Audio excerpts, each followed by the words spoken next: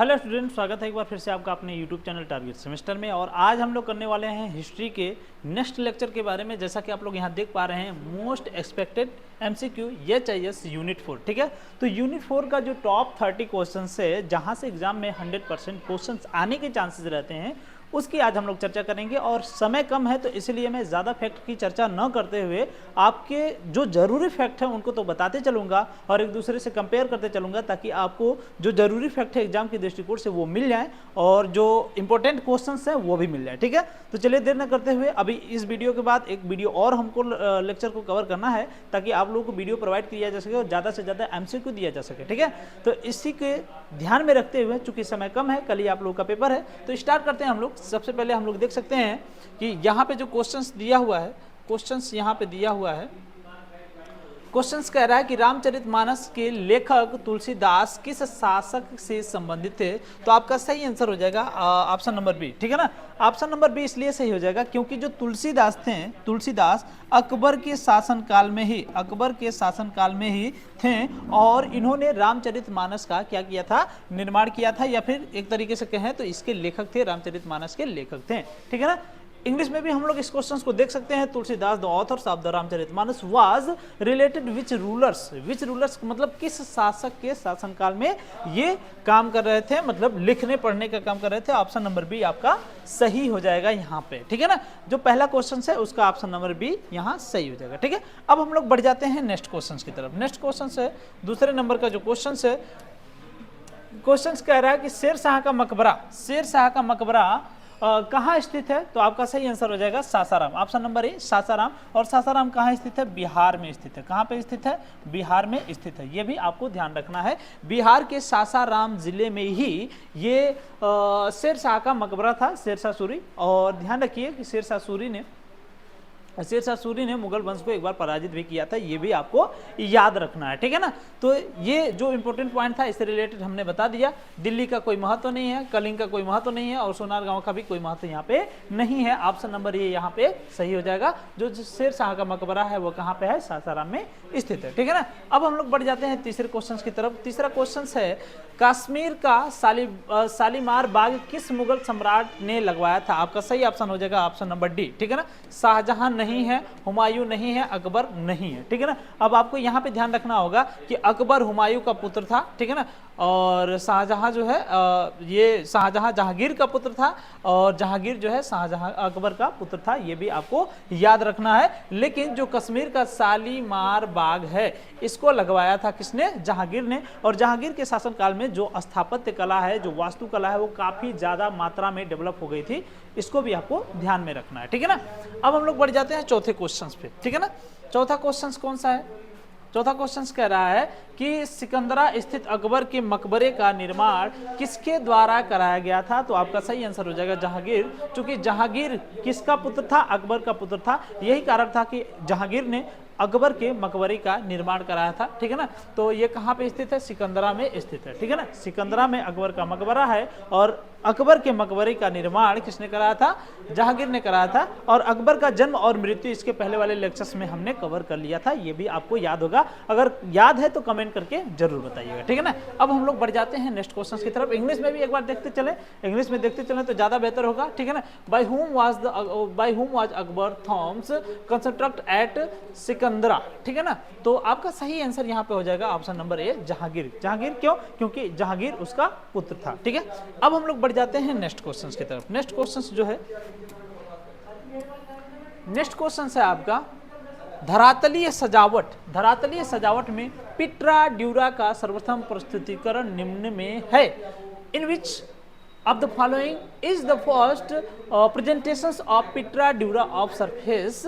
ठीक है, surface decoration. ठीक है ना, अब आपको ये समझना है कि पिट्रा ड्यूरा क्या है। ये एक कलात्मक चित्रकारी है। ठीक है ना, कलात्मक चित्रकारी है और इसका पहली बार प्रयोग जो हुआ था वो एतमादुल्ला का मकबरा में हुआ था और पहली बार इसमें सफेद संगमरमर का भी प्रयोग किया गया था। ये भी आपको याद रखना है, सफेद संगमरमर।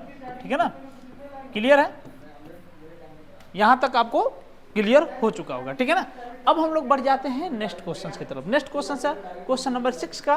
क्वेश्चन कह रहा है कि मध्यकाल में सफेद संगमरमर का पहली बार प्रयोग निर्माण किसमें हुआ था। देखिए क्वेश्चंस आ भी गया, इसके पहले हमने बताया आपको, और वो क्वेश्चंस नीचे आ भी गया, ठीक है ना।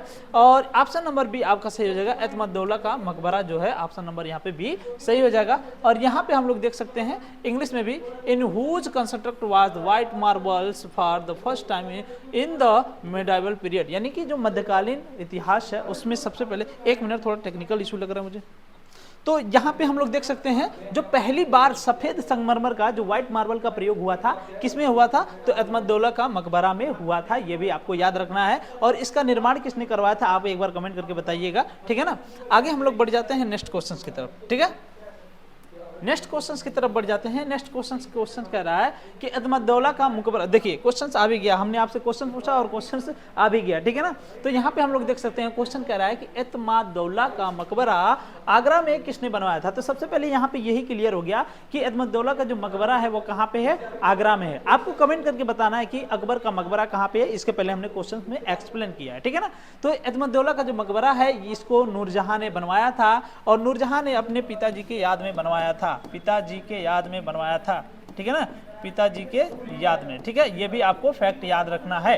और एक बात और ध्यान रखिए, अकबरा का ये जो अकबर का मकबरा कहाँ पे है आपको कमेंट करके बताना है। अकबर का मकबरा किसने बनवाया था ये भी बताना है। और सफेद संगमरमर व्हाइट मार्बल का पहली बार किसने प्रयोग किया था ये भी आपको कमेंट करके बताना है, ठीक है ना। चलिए यहाँ तक का आपका क्वेश्चंस क्लियर हो गया। अब हम लोग बढ़ जाते हैं नेक्स्ट क्वेश्चंस की तरफ। नेक्स्ट क्वेश्चन है आपका, पहाड़ी चित्रकला का उत्कर्ष कहाँ हुआ था, पहाड़ी चित्रकला का उत्कर्ष कहाँ हुआ था।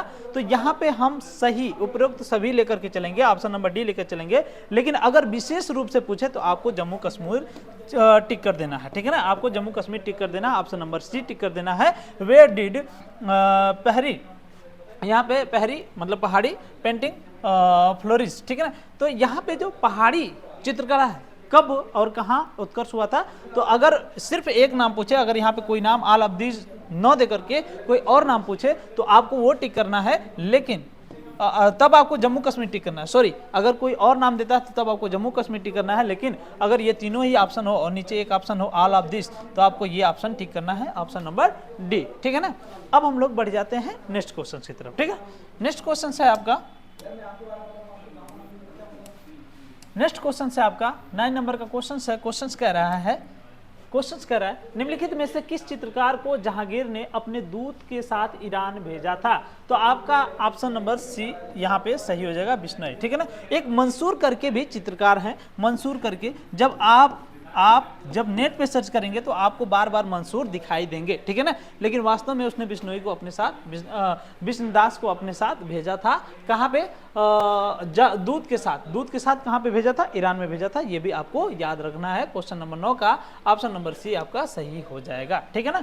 अब हम लोग बढ़ जाते हैं नेक्स्ट क्वेश्चन की तरफ। नेक्स्ट क्वेश्चन कह रहा है 10वां नंबर का क्वेश्चन, चित्रकारी किसके शासनकाल के दौरान अपने उच्चतम स्तर पर पहुंच गई थी। चित्रकारी किसके शासनकाल के दौरान अपने उच्च स्तर पर पहुंच गई थी। इंग्लिश में painting reach is highest level during whose regions, ठीक है ना। तो आपका सही आंसर ऑप्शन नंबर यहाँ पे हो जाएगा सी, ऑप्शन नंबर सी हो जाएगा, ठीक है ना। जहांगीर के समय में जो चित्रकारी थी वो बहुत ही नेक्स्ट लेवल पर पहुंच गई थी। और प्रारंभ किसके शासनकाल में हुई थी ये भी आपको कमेंट करके बताना है कि जो चित्रकारी है, जो वास्तुकला है, किसके शासनकाल में प्रारंभ हुई थी और भारत में सबसे ज्यादा डेवलप किसके शासनकाल में हुई थी ये भी आपको बताना है, ठीक है ना। देखिए डेवलप होना और उच्च स्तर पर पहुंचना ये दोनों अलग अलग बातें हैं, ठीक है ना। तो उच्च स्तर पर पहुंचना मतलब जब डेवलप हो जाएगा तब उसके बाद जो उसका स्तर आता है वो उच्च स्तर पर पहुंचना होता है, ठीक है। तो यहाँ पे ये भी आपको देखना है, ठीक है ना। अब हम लोग बढ़ जाते हैं नेक्स्ट क्वेश्चन की तरफ। नेक्स्ट क्वेश्चन है आपका, पहाड़ी स्कूल और राजपूत स्कूल, मुगल स्कूल और कांगड़ा, ठीक है ना, स्कूल किस कला को दर्शाते हैं। तो आपका ऑप्शन नंबर ए यहाँ पे सही हो जाएगा, चित्रकला को दर्शाते हैं, पेंटिंग को दर्शाते हैं। इंग्लिश में देख लेते हैं, पहाड़ी school, Rajput school, Mughal school and Kangra schools represent which arts. तो आपका सही आंसर हो जाएगा ऑप्शन नंबर ए, पेंटिंग को दर्शाते हैं, ठीक है ना। ये भी आपको याद रखना है। अब हम लोग बढ़ जाते हैं नेक्स्ट क्वेश्चन की तरफ। एक डच पर्यटक जिसने विवरण दिया था जहांगीर के शासनकाल का मूल्यवान महत्व की हम लोग बात करेंगे, ठीक है ना। यानी कि जहांगीर के शासनकाल के बारे में सबसे ज्यादा महत्व देने का कार्य किया था, सबसे ज्यादा बताने का कार्य किया था, वो कौन थे। तो फ्रांसिस्को पल्सट थे, ठीक है ना, फ्रांसिस्को पल्सट। आपका ऑप्शन नंबर बी सही हो जाएगा, फ्रांसिस्को पल्सट, ठीक है ना। अब हम लोग बढ़ जाते हैं नेक्स्ट क्वेश्चन की तरफ। नेक्स्ट क्वेश्चन से आपका 12 नंबर का क्वेश्चन, 12 नंबर का क्वेश्चन कह रहा है इबादत खाने का निर्माण, इबादत खाने का निर्माण किसने करवाया था? तो आपका सही आंसर हो जाएगा ऑप्शन नंबर सी। ये इस क्वेश्चन को ऑलरेडी, इस क्वेश्चन से रिलेटेड, अकबर से रिलेटेड हमने ऑलरेडी आपको उसका पूरा कॉन्सेप्ट, उसका पूरा थ्योरी बता रखा है। जिन जिन बच्चों ने जो टारगेट गुरुकुल ऐप है उस पर जो कोर्स है, जो कॉन्सेप्ट का कोर्स है, थ्योरी का कोर्स है, जिसने परचेज किया होगा उसको अच्छी तरीके से सारी चीज़ें पता होंगी, ठीक है ना।